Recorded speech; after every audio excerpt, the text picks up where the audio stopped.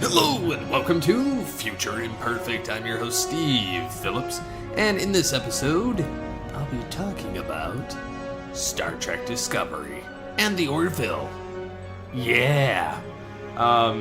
It's been exactly a week since the last episode, and well, I'm kind of excited about a little bit of Star Trek Discovery, but I'm kind of not.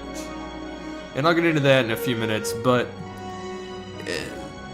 I found myself increasingly interested in the Orville as well. And surprisingly, this is what I've come to for the last week. Last week, I felt like for the Orville, I was watching in parts. If you were to mix like Star Trek The Next Generation with maybe Agents of S.H.I.E.L.D. at the beginning-ish. And then if you watch Star Trek Discovery, I feel like I'm watching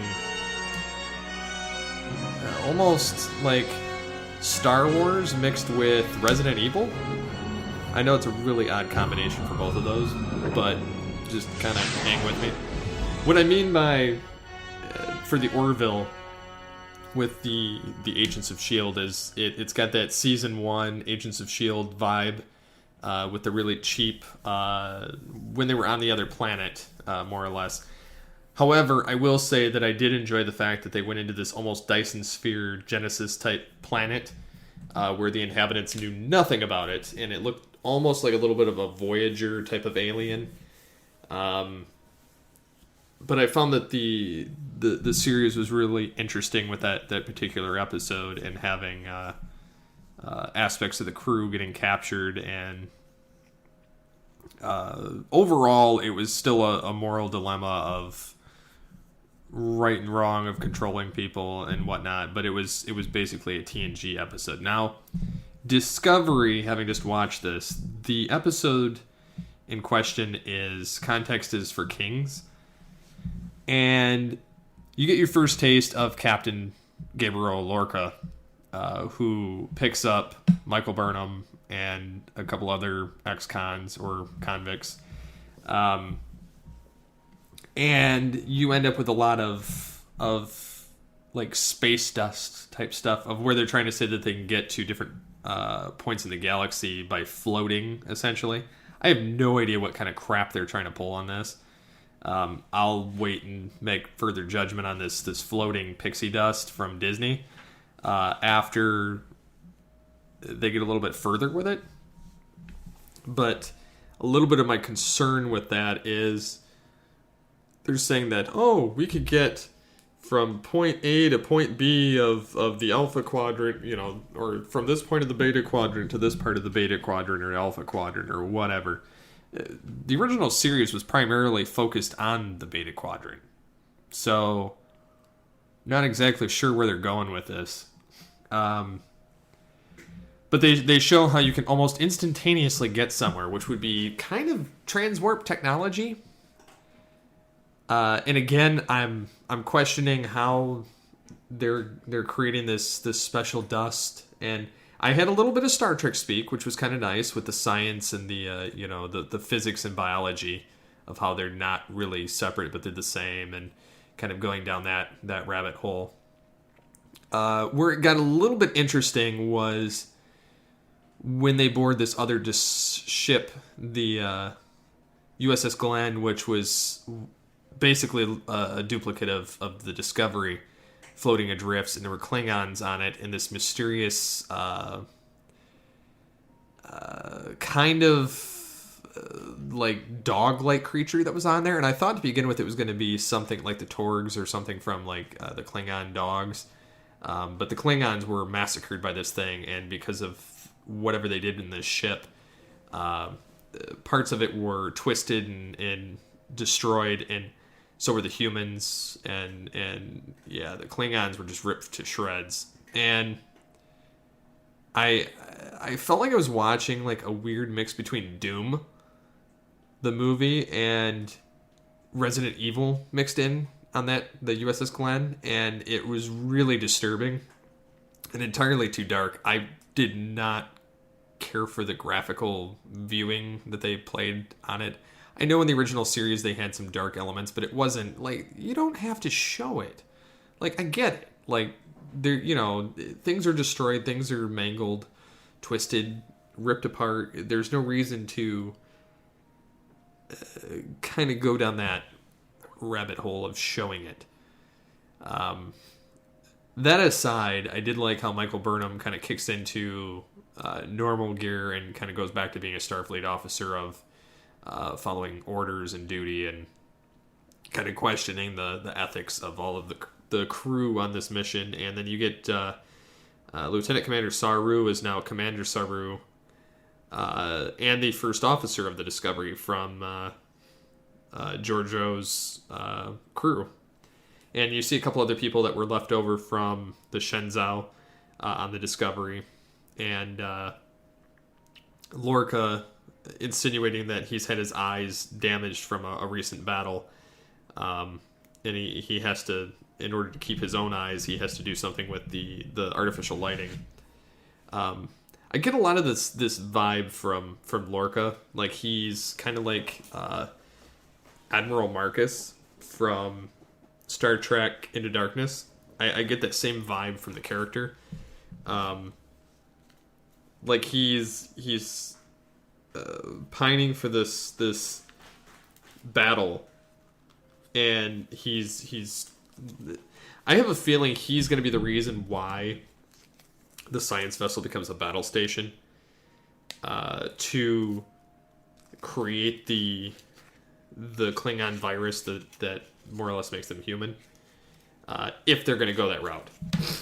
I could see this going in that direction with him at the command, just because he's a really shady character, and not everything's as it seems with him. And so I was left with wanting more. At the same time, there were aspects of this that kind of didn't sit right with me, with the gruesome and the dark and whatnot. Overall, it was a good episode. It's still not quite Star Trek to me yet. It's still very much like I'm watching a Star Wars or a J.J. Abrams Star Trek thrown into this. I still am not seeing the what could possibly be in the original series universe, because one, supposedly the Enterprise is floating about right now with Captain Christopher Pike at the helm, and Lieutenant Spock or Lieutenant Commander Spock or whatever on the Enterprise. So I'm still waiting to see where they go with this. I'm hoping that they come up with some logical explanation of why everything is the way it is and so advanced, and the Klingons, unless there's like some kind of a setback because of all this technology that it maybe like spooks them. I'm not entirely sure where they're going, though. Some of this technology that they have in this show is way too advanced to be the original series or the original timeline. And that's another thing. There's been multiple quotes floating around as far as this new series is concerned, and one of them kind of comes right out and says, you know, I like how CBS decided to call STD the Prime timeline, but only as a marketing term, not to be confused with the original timeline. The designers actually wanted more TOS-like uniforms, but CBS wanted something completely original, which goes to show me that it's not necessarily something that Paramount's kind of pulling the strings. It's kind of CBS, and it's a little off-putting to me that for as inbound in canon as they are, you know, and that's kind of another thing. Like there have been cast members making this claim that, oh, it's the first time that there's been a lead role in as far as the first, you know, black lead in the series. And I know that the article says first black female lead, but in the quote it does say that it's first black lead, which if that's the case, they're either stating it erroneously or have no idea what they're talking about, because Benjamin Sisko And then you could also argue that Worf was kind of a good lead because he kind of turned into one later on in the series. But Ben Sisko was the first one that was actually one of our key leads. And then, you get Tuvok in Voyager. So, I mean, I don't know. There's a lot of back and forth as far as differences in wording that this new crew and this new Star Trek are saying. Now, I will say that it almost seems like they're leveraging this whole CBS All Access as a new method of showing growth and subscribership, not necessarily trying to build Star Trek, but it's they're playing a numbers game. It's not even they're just using Star Trek because it's just the biggest property they have, and the oldest property they have to mess around with. So I'm not fond of CBS's actions in this whole thing. I don't trust them. I'm hoping that they can figure something out by the next season of what they're going to do, but at the same time, I'm not impressed with what they're doing graphically. I think there would be a lot less issue if they just said it was the Kelvin timeline, or if they just made this series take place decades after Picard and Deep Space Nine and Voyager, and then they could have still had cameos from the original actors from those shows. But at the same time, they would have had more leeway for playing in those actors. Plus, they'd have more leeway for messing with canon, because they essentially wouldn't have to rewrite anything or fit in this specific time span. They could, they could just kind of create their own thing, and it wouldn't be as big of a canon issue. So, I don't know. What do you guys think about this recent episode that kind of aired? I mean, you get more of a feeling of Burnham. You get more of a feeling of some of the other characters. They introduced you to a bunch of new characters, as well as some that made it over from the Shenzhou. But one of the things that's kind of digging at me is what they're doing with it in the canon and the graphics. It's those are like the two biggest things aside from the Klingons. Like, that's my main issue. But yeah, I mean, I guess we'll see as the season progresses. I'm not a huge fan of the show, though. Not yet, anyway. My tune may change. I'm still not a huge fan of Enterprise, but there were some good episodes in it, so I'm not denying that there may be some good episodes. This one was probably one of the better ones in a way, but it felt more like we were playing. It feels like we're at, like, the first two episodes were like watching The Cage, and this one is like watching Where No Man Has Gone Before. So it's like almost like a second pilot for the series. So yeah, there's those aspects. There's the they had the premiere. They had apparently 8 million watching on CBS, which is not a bad draw for their 8.2 million on that first Sunday night. However, comparing it to the other Star Trek series, Enterprise brought in 12.5 million on this debut episode, and then 21.3 on Voyager, 15 on TNG, and yeah, I don't know. I'm not even sure what to think as far as the CBS All Access, because I would be curious to know who kept their CBS All Access. I canceled it after seeing the third episode. And yeah, I don't feel bad about it. Like, I wasn't going to pay for it, so I'll just have to sign up for it under another card or something. Like, it's not a real reason for me to subscribe to it. And I hate saying that because, like, I want to support Trek. Even though I'm hating on aspects of it, I don't want it to go away. And I'm not, like I said, I'm happy that there's something, but I'm not happy that they're doing it this way. So it's a double-edged sword for me, but I still prefer the Orville over this. I'm not going to try and jump around that aspect. But I'm at least happy there is a series.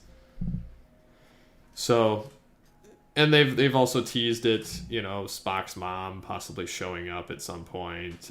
They've already name dropped her in this episode, which whoopity freaking do. Like, I mean, I don't see that as like a big spoiler or a big rumor or, you know, it's not like it's like saying, oh, Spock is going to show up this episode, or Captain Pike and the Enterprise are going to show up, or, oh, I don't know, Captain Kirk. Like, I don't. I mean, they cast the actress Mia Kirshner to play Amanda Sarek or Amanda Grayson, so it's not like it's a big thing here. The other thing is, and I found this interesting. I've gotten this article from numerous people, and this one's on Fan Film Factor.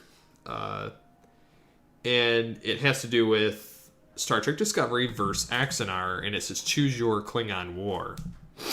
And you get to see, you know, your Klingon generals, and of course, the ones in the Axanar aren't historically accurate either. I mean, they have the Klingon ridges in them, which Enterprise did too. And it takes place 10 years before Kirk as well. The other thing of note is that their uniforms look like they're from Star Trek VI, The Undiscovered Country, with the red and that kind of thing. But it's, I don't know, it's more likable. I'm gonna watch the Axanar video, I think, for part of my commentary in the next episode, and then I'm going to compare what I've seen so far of Discovery to Axanar, and I think it'd be kind of a fun parallel to do at the end of the season, just because we would have more of that weight. And you know, like I said, there are some things I like, you know, Burnham talking the brig, and it mentions that in the article. Like, I don't think it would be possible, but, you know, again, to each their own. But the show is just way too dark. The show is just way too dark. And it's way too, like, clunky with its own, like, it seems like it's trying so hard to get out of its own way that it's killing itself. And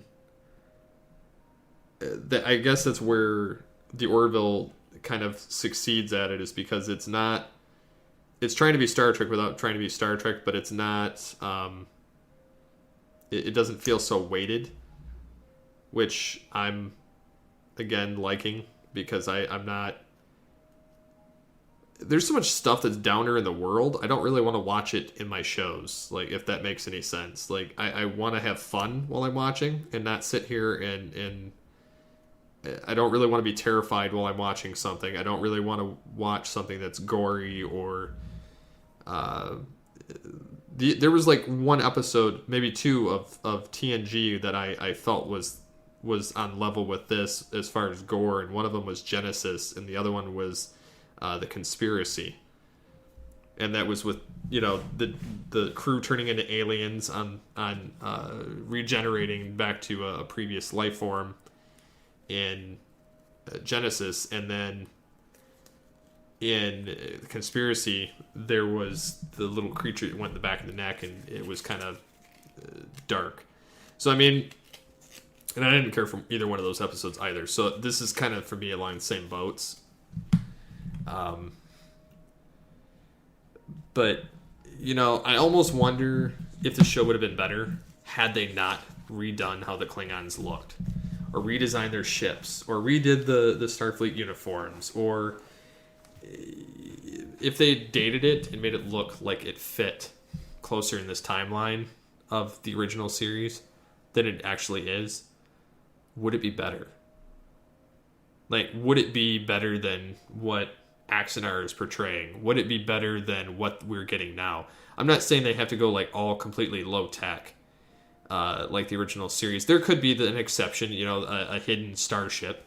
And my prediction for the end of the season 2 is if Burnham's not giving birth to a cross Klingon, that's why they have the non-ridges, or they're, somehow they inject her blood, or somehow they inject a virus into the Klingons at this point. I'm almost certain you're going to see almost every one of these crew members die before the end of the season. And if they get a second season, you might see some of them survive so they can tell a second season with these characters. But I foresee a lot of these characters kind of going by the wayside and going away, and then starting over from fresh characters every season. Just because there's been no mention of Saru's race in any of Trek. There's no mention of, the Discovery or a lot of the ships that are being featured in the war, which, it would be kind of a footnote in the future. So, I mean, they wouldn't necessarily reference the ships themselves, but you would think there would be some captains that were brought up as being nefarious, or as being, these figureheads of Starfleet, kind of like Captain Kirk. So they're kind of playing around with fire here, and I'm not sure what's going to happen. I kind of agree with these people on fanfilmfactor.com in that I don't see Star Trek as being canon, or Discovery as being canon. I see this being an alternate universe, an alternate timeline of the events going on. If it's not the J.J. Abrams Kelvin universe, it's another entirely different universe. There's just way too much stuff in here that doesn't jive right. I know that CBS claims that Discovery's canon. It's not. Looking at the Shenzhou or the Discovery, they don't even look anything remotely close to the Constitution class starship. They look like they're from, the Sovereign class, Excelsior nacelles, all these ships arriving like instantaneously. It's just none of them even have anything that's remotely close to the Constitution class. Like, I don't know. I don't know. If they're going to do it, at least give it the look of the Kelvin universe stuff, like for the Enterprise and whatnot. Or if they're going to have all these random ships that look like they're way more advanced, at least go that route with the smooth aesthetics of the ships like they did in the Kelvin universe. I see this as some kind of pocket universe. Even the D7 battle cruisers that are totally different in the cloaking device, and which was non-existent for Klingons at this age, since the Romulans invented it. I don't know. There's so much stuff in this that it rubs me wrong. I'm not a fan of this aesthetic. I don't know. What do you guys think? This is. I know I'm like crapping on the fans of Discovery, and I'm not trying to. I'm kind of a quasi fan of it. I like it for what it is, but I don't like the series as a whole of its what they're doing with this. If that makes any sense. Like I don't like their look. I don't like, my blue Klingons. Takuvma looks like a dork, to put it lightly. He's dead, so like what, who cares? Like he was such a throwaway character, and they're like, oh, he's the new Messiah. Okay, yeah, whatever. He just magically rallies this whole fleet in like 30 seconds. This isn't my Trek. This isn't, what I'm going to be paying attention to primarily, but I will see the rest of the season and kind of see how it plays out, but I'm not gonna act like this is a part of regular canon unless they can prove otherwise by the end of the season. Like, it's not, it doesn't fit. There's too many puzzle pieces that are shooting off in the wrong direction for me to believe this fits. And so for that reason, I'm kind of arguing as well that it's an alternate timeline, which I'm fine with if they would just label it that. If they want to revisit the original series era and they want to have it fit in another timeline, great, do it. They want it to be the Kelvin timeline, great, do it. But don't sit there. It almost looks like the USS Vengeance of the Discovery. Looks like a cross. If you mix that in the Shenzhou and the Excelsior, you get the USS Vengeance from Into Darkness, which was a travesty. But that on its own, I don't see this fitting in regular original series canon at all. So, what do you guys think? Go ahead and sound off in this comment section. Be sure to subscribe to the podcast, and hopefully soon I get Captain Dodd back in the center chair to return to the podcast. In the meantime, Admiral Phillips signing off. Warp Factor 8.